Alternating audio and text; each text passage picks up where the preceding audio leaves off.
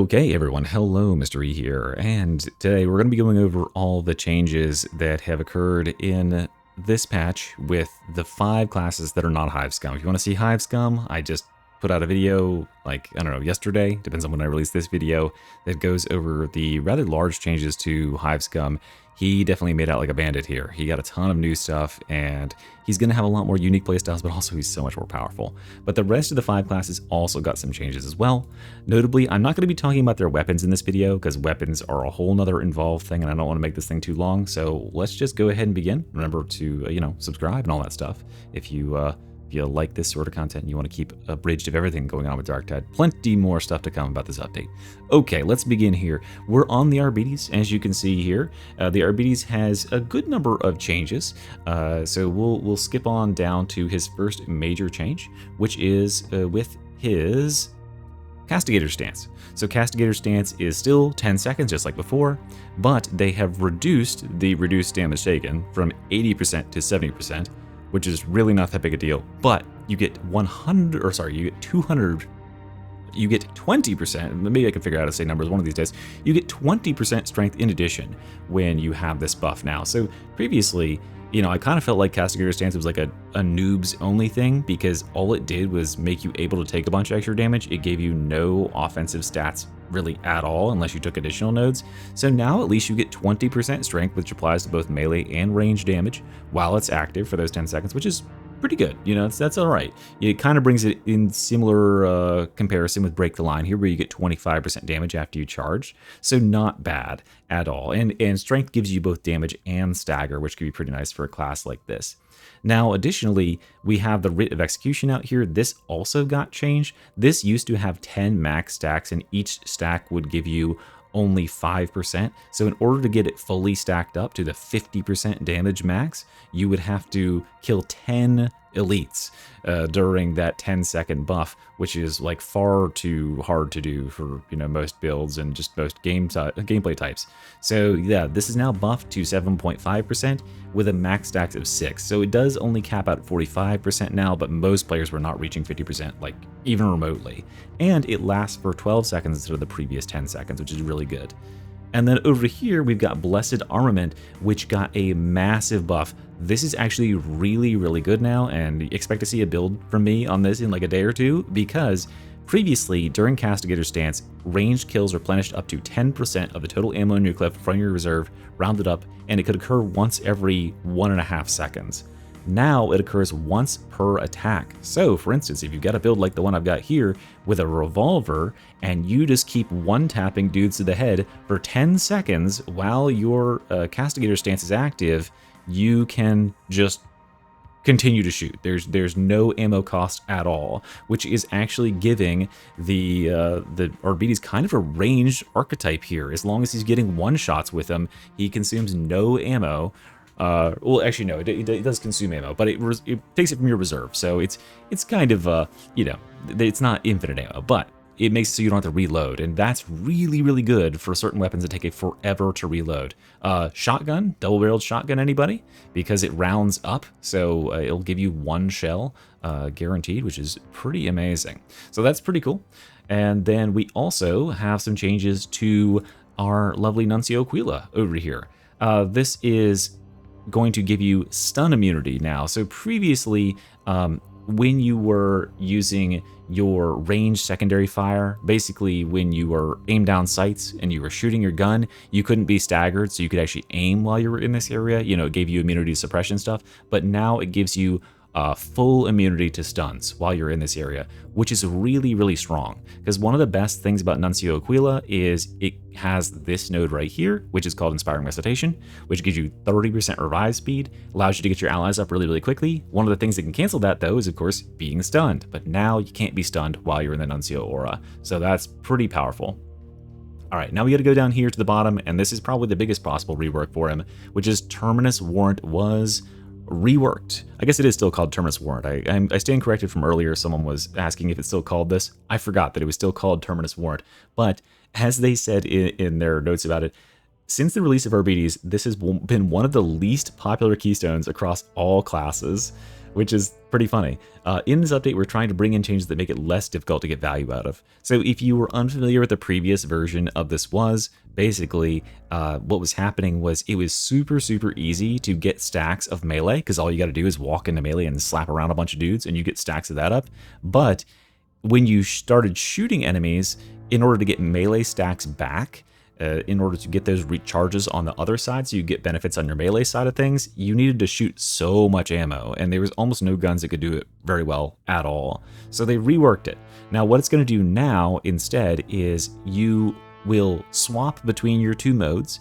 When you swap from killing an enemy with ranged or killing an enemy with melee, you'll get a buff for 12 seconds. So if you have any amount of ranged attacks done with your ranged weapon, and then you swap to your primary weapon, you spend those melee justice stacks. So note that you don't have to kill anything, you just have to shoot and hit any enemies at all. And then you'll swap to your primary, and then for the next 12 seconds, you get 10% melee strength and 20% damage reduction. Not bad, right? Because literally you'll have to shoot one bullet in order to activate that for 12 seconds. So that's pretty good. Then on the flip side of things, if you hit an enemy with melee, which literally any enemies at all, when you swap to your ranged weapon, you will get 12 seconds of 10% range strength, 50% range cleave, and 50% suppression for 12 seconds, which is actually very good. Range cleave and range strength, those are very good stats because that allows your bullets to punch through more. So this is going to be great for like the shotgun and the shot pistol here, because it'll cleave through more horde and just get deeper into the army and allow you to street sweep even better. And the fact that like this is pretty much always active, right? Like how many times do you swap to a weapon and then swap back and you don't get any buff out of it? So yeah, you're going to get a nice buff here. I still don't think it holds a candle to Execution Order, which is like the premier keystone on the class, but it's at least a lot better than it was before. Now the little additional things down here, Obstinate. Spending 20 stacks gives you 33% cooldown regeneration for 12 seconds. So we are going to be able to get cooldown regen from this tree. Forceful doesn't have cooldown regen.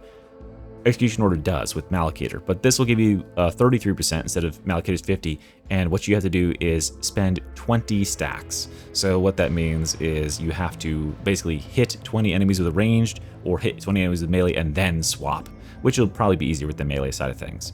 Then we have Writ of Judgment, spending 20 stacks. Again, another one that encourages you to do a lot of one type of attacking and then swap to the other one. It gives you 10% melee and ranged attack speed, as well as 10% crit chance for 12 seconds. Not bad. And then finally, for each stack you spend, replenish 1% toughness to you and allies at coherency. I could see this being a very useful one. This reminds me a lot of the Veteran's ability when he swaps with Weapon Specialist. Every time he swaps, after getting a kill, he gets 20% of his toughness back. This, instead, is going to provide it to the whole team. So yeah, kind of a nice little way to boost for everybody. Yeah, so like works spending either. That's not bad, right? That's not bad. It kind of is like a little pop, and you never know when like a little boost of toughness like that might be something that saves people. So overall, not a bad change all around. Definitely some help for our guy here. And yeah, that's everything for Arbitrator. Now let's next go to our Ogryn class, and hopefully the loading isn't super long here. Like and subscribe, guys. How are you doing today? We'll just do small talk in the meantime. Crazy weather we're having, am I right? Okay, here we are on the Ogryn. All right, Ogryn has actually received quite a few changes. I gotta go to the Psycanium. We gotta do the demonstration because that's got to be the best part. But let's start with the base passive, since I can't really demonstrate that at all. The passive for this class, previously, he got an upgrade to his base stats where he could dodge and push over small enemies. I think everyone is probably familiar with that version of Ogryn, where he just kind of shoves smaller enemies out of the way by dodging into them like this. That was a really good update for him because it gets stuff away from him, and he has a problem with like enemies crowding him. So they reworked that. That was good. But the real problem Ogryns tend to have is they don't have any protection. They don't have a lingering dodge effect. Normally when classes dodge, all the other small humanoid classes, the enemies will cease to track you and they won't resume a tracking where you are for like a quarter to a half a second after when you finish dodging. The Ogryn doesn't have that. So if you've ever been playing Ogryn and feel like enemies just will not break their aim on you, that's why. Because enemies like aren't stupid, they can see you from anywhere, so they'll just annihilate you. What they've done to the Ogryn now is they have made it so that he gets 50% damage resistance. That's flat damage resistance as well, so both health and toughness, which is massive, for the duration of your dodge, plus a quarter second afterwards. So if you're in fire or you're being actively destroyed by gunfire, just start dodging, right? Just dodge. Even if it's an a completely you're out of juice dodge, it's giving you that buff. So you're gonna get a massive amount of damage resistance and take less bleed to your health. So that's good. I think that'll help him a lot. I think that'll help him not get destroyed when he gets caught out, although it still sucks a little bit. Now, let's go ahead here and start with the first thing, the most impressive thing to me, or one of the impressive things here, which is they have changed a couple of his blitzes. The frag bomb. Previously, a lot of players complained about the frag bomb because how is this anyway near as good as the rocket launcher? Because the rocket launcher gets 4 shots. It's basically 4 frag bombs, right? So what they did with this is they said, okay, well, we're not going to give it more charges. As you notice, it's still only got 1 charge there, but we're going to give it some really massive radius, and we're going to make certain that if it touches any humanoid enemies, it will instantly kill them. So this will always kill human-sized enemies, and look at the radius on this thing. Literally every enemy in this arena. In fact, yeah, you can push these guys back. Granted, I do have on my talent tree, I do have the blast radius here with Big Boom, but still, like, that's insane. I can push this guy back like to there, and I believe he still gets killed, which is I was laughing doing this the other night. Like, it's just so funny to be like, okay, yeah, everything is just dead. So now the Ogryn Frag Bomb really truly is a screen wipe, and it doesn't have any damage fall off, because it really isn't like calculating damage in that way. It's just, if it hits a human-sized enemy at all, they just die. So yeah, you're gonna get about that much damage on the Crusher, but if it touches a Mauler or any of these guys with even 1 damage, they are executed, which is pretty good. Speaking of blitzes that instantly kill, we do have a change to the Rock. The Rock will now guaranteed kill any specialist you throw at it, which I think is sort of the primary use of the Rock, is usually for mutants. The problem is sometimes you would wing a mutant and you would like hit them just barely, but now no matter where you hit them, it is an instant kill. So even if you hit them with like a really slow lobbing attack, you'll just instant kill them, which is pretty great. So yeah, that's a nice little upgrade to the Rock. You'll still be encouraged to aim for heads because the Rock refund thing is good, but yeah, really nice quality life change for the Rock there. We like that. Okay.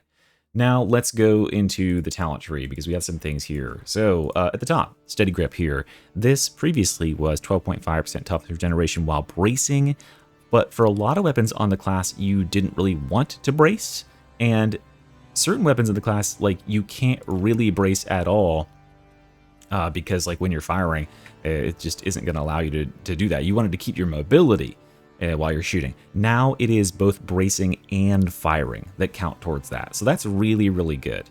The ability to regenerate toughness while you're doing it. I can't demonstrate that in the arena because I don't have any mods to knock my toughness down, but whatever. Yeah, so that's good that we have that upgrade. This also applies to this node down here, mobile emplacement.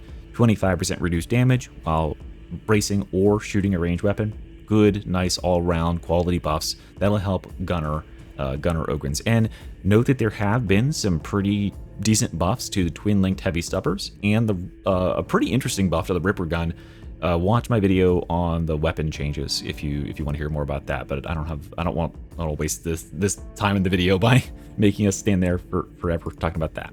Okay, let's talk about the one that probably most people are interested in. Look at me. I actually slotted in Point Blank Barrage. They must have done something to save it, right? So Point Blank Barrage now has a longer duration. It lasts for 12 seconds instead of 10 seconds.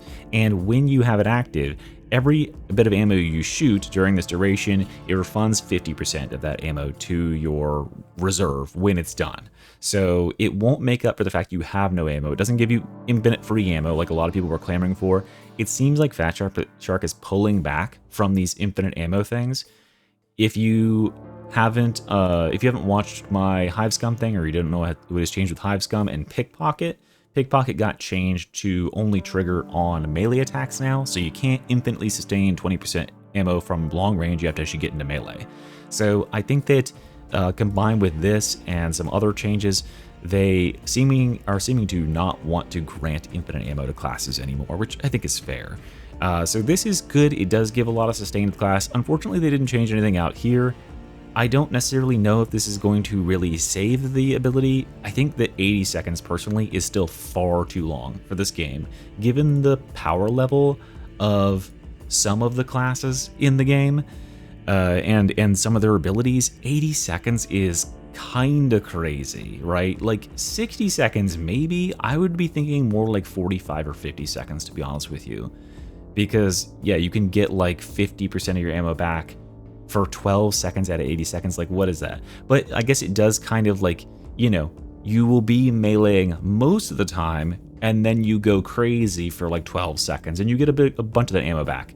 Now, one thing that I guess I can maybe try to test it while we're here, I don't know how it works in combination with Burst Limit Override, because you have those 50% free shots. So maybe we'll get lucky here. Let's see how many times I can get lucky during this duration. Not yet. 4. Okay, we got 1.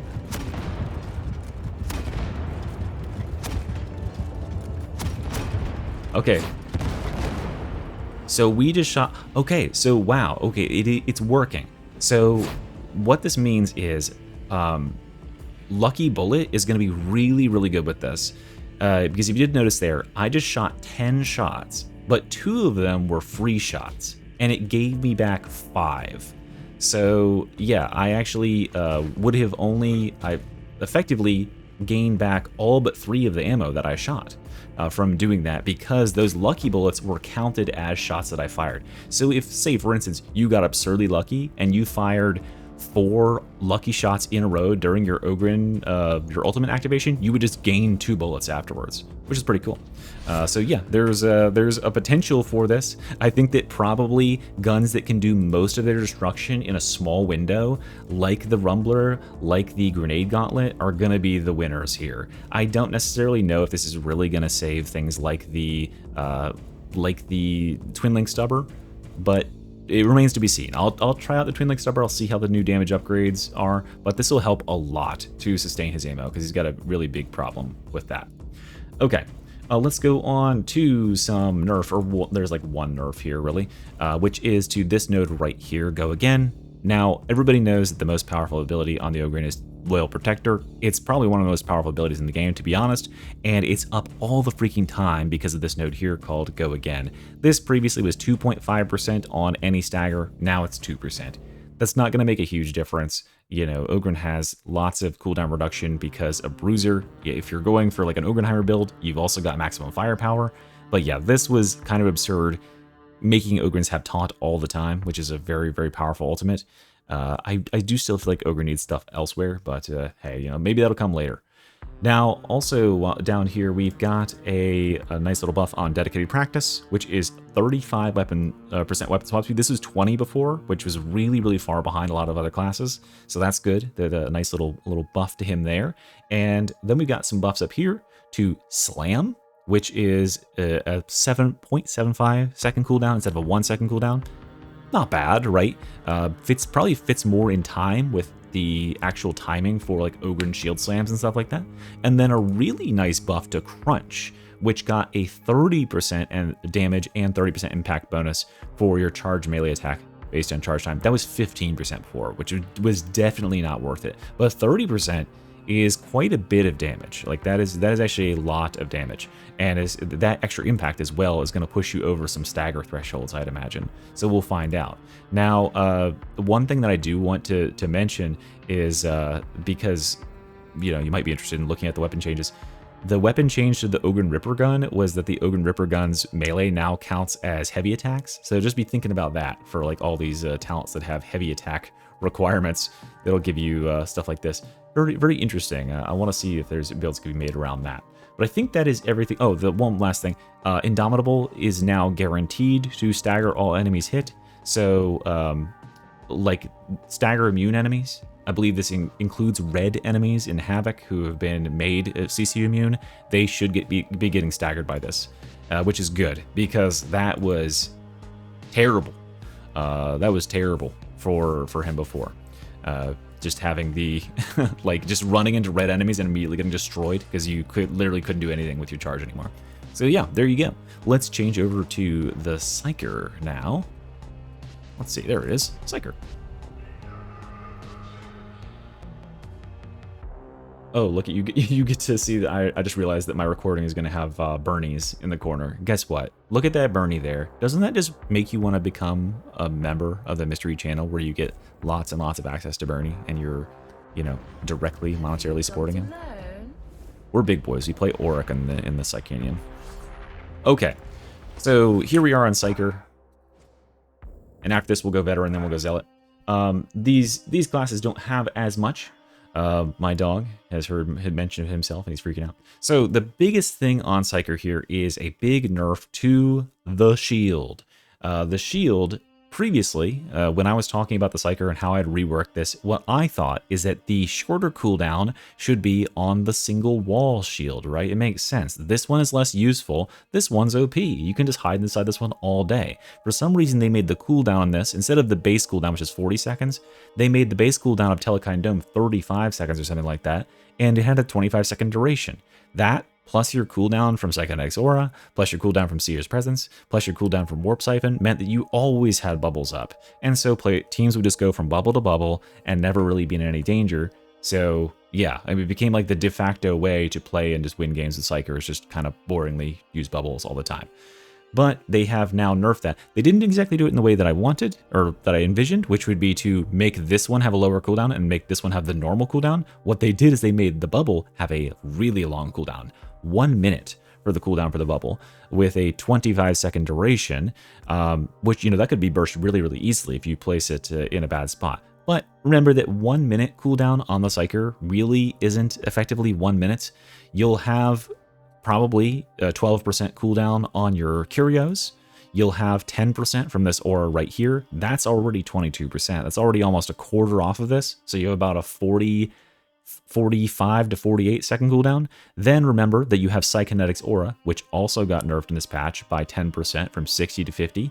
But that's going to mean that your cooldown is only 2/3 of the remaining cooldown. So it's 30 seconds now instead of 45 seconds. And remember that Warp Siphon, which you are most likely using on a lot of these bubble-based casting builds, it can lower your combat ability when you have charges. And if you have 6 stacks of it, it'll lower it up by 45%. So if you lower the cooldown, the base cooldown of this ability by 45%, you're starting off at like 35 seconds, and then you're reducing it to pretty much half of that with all your other cooldown stuff. So you can still easily maintain bubbles all the time, but you just won't have 3 bubbles on the map like a lot of Psykers are able to do these days. So yeah, it's just a very much kind of an uninteractive ability, but still very, very powerful. What they've done instead is they have swapped over here, and this was something I directly said that they needed to do, because this is core to the shield, is having 2 charges. Previously, Bolstered Shield was out here, so you had to spend an extra point on Enervating Threshold, which, personally, not worth it, in order to get this. And Enervating Threshold just makes it electrocute specials, which is whoop-de-doo, and it can break your shield earlier. And so now you can get that for 1 point, and additionally, the shield is massive. The shield is like double the width it was before. Looks like maybe it's double the height. It's hard to tell how high it goes because it kind of fades out at the top. But yeah, the shield is absolutely massive. It covers everything in a horizontal plane for forever. And also, a good little birdie named Grim just told me a second ago that you can actually rotate the shield 90 degrees by left-clicking while you're holding down the cast button. Who knew? I think that's probably been in the game forever, but comment down below if that's literally the first time you were ever hearing of it, because it's my first time of hearing of it. Okay, so I already mentioned the Psychonetics Aura went from 60 to 50. Again, this is not a tremendous nerf. I think it's just because, you know, Psyker already has so much cooldown reduction in some of their most popular builds. He's having his abilities all the time. You know, Venting Shriek and Scryer's Gaze don't have any problems with cooldown time. And so there's literally zero downtime on some of his stuff. This is going to take it from every 5 seconds, instead of you gaining an extra 3 seconds of cooldown, to being an extra 2.5 seconds of cooldown. So it's not really a big deal, like, at all. We did get a buff here to one of my favorite talents on the Psyker, Malefic Momentum, which adds 5% damage to your warp attacks when you kill with a non-warp based kill, and 5% damage to non-warp attacks when you kill with a warp-based kill, vice versa, right? And it used to be 8 seconds, now it's 10 seconds. So you have even more time to swap back and forth and get those kills. I think this is really, really cool. This is going to be amazing on like all sorts of staff psychers, especially if you're really good about casting and then weaving in some melee attacks and getting some kills with that in the middle there, because you get 10 seconds with which to cast, where you aren't worried about losing your stacks here. And that's 25% damage to all your casts and 25% damage to like all head pops and smites and assails or whatever it is. And then 25% damage to your like regular damage as well, if you can keep both up. And then one last change here is the Soul Stealer buff. This one up here got nerfed from 7.5% toughness on warp attack kill to 5%, which I kind of think is fair. Like most warp attack kills, like smite, like assail, like all of the stabs, kill so many horde enemies at once you probably won't even notice the difference because you're killing like 5 to 10 dudes at a time. Yeah, it was just that's a lot of regen to be getting for that. So yeah, that's the changes here. Let's go back a little bit and okay, so here we are on the vet. So the vet has had a couple of changes here. He's had a new talent added, which I think has got some good potential here, which is this one right here. Now, previously in this spot was Get Back in the Fight. If you don't remember, Get Back in the Fight was when your toughness was broken, you regain 50% of your stamina, and you broke out of any stuns, I believe. You were stun immune or something like that. So you wouldn't get like stun locked by bullets, but like people weren't really choosing this. So yeah, they removed that. And they also looked at like success rates of the team or the builds that used it, and they said that it had little success, players that were using it. I never put it in any of my builds because it didn't really offer anything. It's like a way worse version of the Hive Scum one where you lose all your toughness and you get half your toughness back. But yeah, so they replaced it with this Withering Fire, 50% range cleave. This is really powerful. Like if you're unaware, range cleave is the power of bullets to penetrate through targets. So, you know, on certain weapons, they like just kind of hit the first target and then they drop dead, like, you know, recon las gun and stuff like that. Certain weapons like the spearhead bolt gun do have a good amount of cleave, so they can punch through some light targets, but they might stop at heavier targets. Giving 50% cleave to weapons makes them go a lot farther through targets. And you're going to need that because the plasma gun got nerfed in this patch, as you'll also hear about in the weapons overview. But basically, they nerfed the cleave from being literally perfect at 100 cleave to 18, which is still 50% more than the bolter, and 300% more, I think, than the revolver. So yeah, it's not like it's bad at all, but yeah, it's just kind of reasonable now. But I'll break that down in the weapons video. So yeah, that's a nice little new talent. I think it's going to be really interesting to see like what sort of things that goes well with and can get a lot of damage out of. There's also been a nice little cozy buffed Executioner stance. Previously, X stance lasted for 5 seconds, now it lasts for 6. So all of these nodes also highlight for 6 full seconds, which is very good. And then down here, bigger they are, which because there's less of these large targets to hunt and to extend your targets on, is going to give you 9 seconds instead of 8, which is very good. So even in the worst case scenario where you cannot find anybody to shoot, activating Executioner stance, because it gives you 10% of your toughness replenished each second, if you had bigger they are, is a 90% regeneration over 9 seconds. So it's a pretty nice little durability buff as well.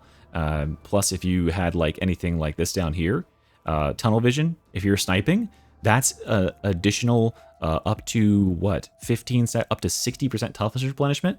So you could be replenishing 16% per second for those seconds. That actually is quite a tanky little bit of buff there. But this is not the only thing. In fact, the veteran had almost all of its changes were to its abilities, because guess what's next? Voice of Command. That's right, guys. Voice of Command got a massive nerf. 40-second cooldown instead of 30. Now, trust me, this isn't going to matter. This literally does not matter, like, at all.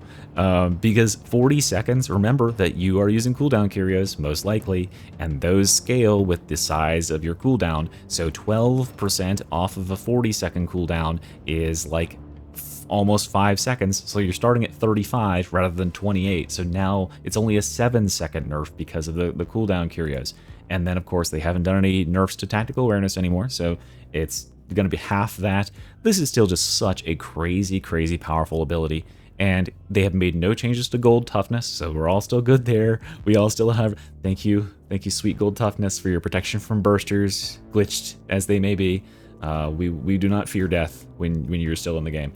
But there is one really nice big buff to Voice of Command, which is this over here, only in Death of Zudian. Previously, what this did was increase the cooldown of your ultimate by 50%. So it made it from a 30-second to a 45-second ult, which sucked. And it made the radius like 33% smaller, so you couldn't reach your allies. This now doesn't change the radius, and it revives your allies with no cooldown penalty. So this is really, really valuable. Like, this honestly might be worth a point, especially if you're playing higher level content like Havoc, where getting a person up in a really bad situation oftentimes is impossible without something like this. I mean, you just have to play Payday 2 for any amount of time, and you'll know how powerful it is to be able to get someone up at a range rather than going and standing over them for a couple seconds, right? So yeah, this actually could be quite defining for the Veteran Shout. I don't think the Veteran Shout is going anywhere, to be quite honest with you. I think it is still easily one of, if not the strongest ultimate in the game. This might just make it a little bit stronger, honestly. Hard to say how that shakes out cooldown-wise. But then we're not done with given buffs just yet, because we go over here to Infiltrate, which, notice, first of all, Infiltrate used to have 4 little dingle-dangles sticking off of it, right? It used to have 1 for extra damage, 1 for 50% toughness reduction on leaving, 1 for this less threat when you leave, and 1 for that extra charge and extra cooldown. But now it only has 3. What happened to the last one? Well, it's part of the main ability now.